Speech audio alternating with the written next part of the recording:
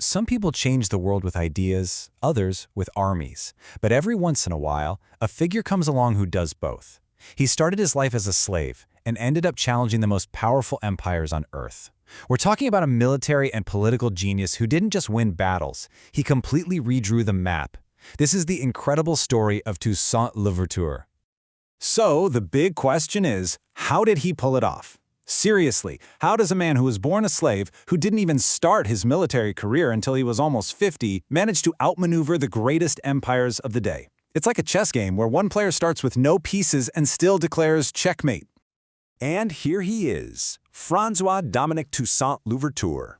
Now this is a French engraving from 1802, and you can just feel the presence of a powerful general. He was the key leader of the Haitian Revolution, which, and this is amazing, was the only successful slave rebellion in all of modern history. It led to the creation of Haiti, the world's very first free black republic. But the man you see in that portrait, well, he wasn't born a general. He was forged in fire. And to really get how he did it, we have to go back to the very beginning. 'Cause honestly, nothing about his early life screamed world-changing revolutionary. Louverture was born back in 1743 in the French colony of Saint-Domingue. Now, you might have heard of it as the Pearl of the Antilles. It was, without a doubt, the single most profitable colony on the entire planet. But that incredible wealth was built on the back of one of the most brutal systems of slavery you can possibly imagine. And if you saw him as a kid, you would never have picked him out of a crowd. The future general was actually pretty small and frail. He even earned the nickname Fatras Baltan, which basically means sickly stick. Not exactly the origin story you'd expect for a revolutionary giant, right?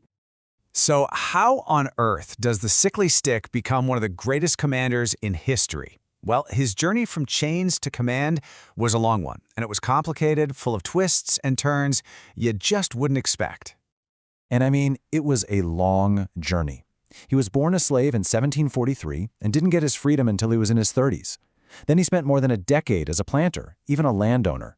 Think about that. When the revolution finally exploded in 1791, Toussaint had already lived a whole life before his historic one even got started. But here's where things get really complex. His story isn't a simple line from being enslaved to being a liberator. After he became free, Louverture himself became part of the very system he would later tear down. He rented a coffee plantation that came with 13 slaves. And in an unbelievable twist of history, it's thought that one of those slaves was Jean-Jacques Dessalines, the man who had become his greatest general. So when that massive rebellion finally kicked off in 1791, Toussaint was almost 50 years old. He didn't even start the thing. He just joined up, and not as a general, but as a simple lieutenant. From that spot, though, his rise to the top was, well, absolutely meteoric. And this is where we get to his true genius. It wasn't just about being a brilliant commander on the battlefield. It was about being a master political strategist who could play the world's biggest empires against each other. And he did it all for one single goal: freedom. You have to appreciate this incredible gambit. First, in 1793, he joins forces with the Spanish to fight against the French. But then, just a year later, the French Republic makes a landmark decision. They abolish slavery everywhere in their colonies. The moment that happens, Louverture completely flips. He joins the French and unleashes his disciplined army against his old Spanish allies and the British. See, he wasn't loyal to a flag, he was loyal to the principle of abolition. And there was never any doubt about his motives. He said it himself, loud and clear, back in 1793. "I want liberty and equality to reign in Saint-Domingue. I am working to make that happen." That was it. That was his North Star. The one thing that guided every single move he made. So, after outfighting and outthinking all of his enemies, Louverture's next big move wasn't on the battlefield at all. Nope, it was on paper.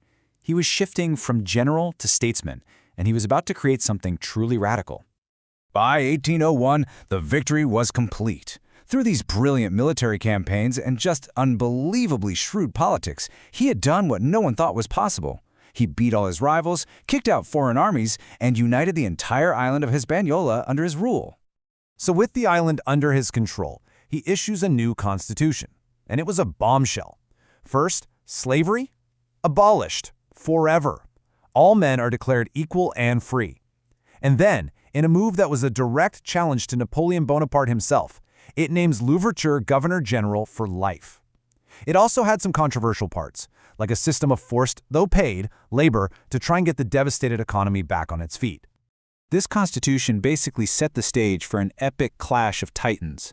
On one side, you have Toussaint Louverture, and on the other, Napoleon Bonaparte, who saw this as nothing short of rebellion.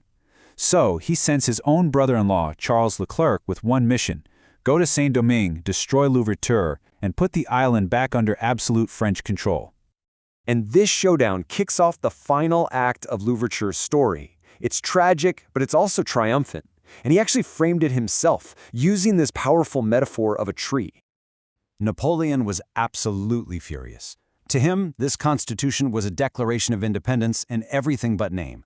His response was huge and swift. He sent a massive force of 20,000 veteran French soldiers to crush Louverture and, make no mistake, to bring back slavery.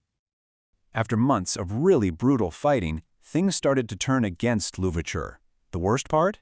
He was betrayed. Some of his own top generals switched sides. Then, in June of 1802, he was tricked. He was lured to a meeting, told it was a negotiation, and then he was arrested and immediately forced onto a ship bound for France.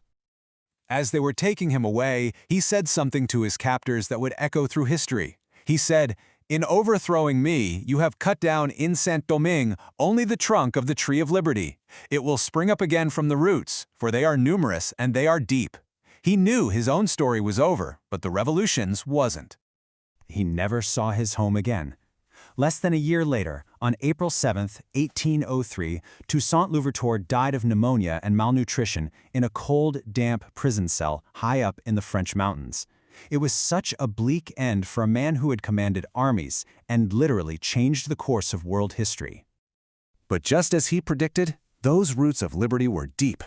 The very next year, his old lieutenant, Jean-Jacques Dessalines, drove the French out for good, and on January 1, 1804, he declared full independence.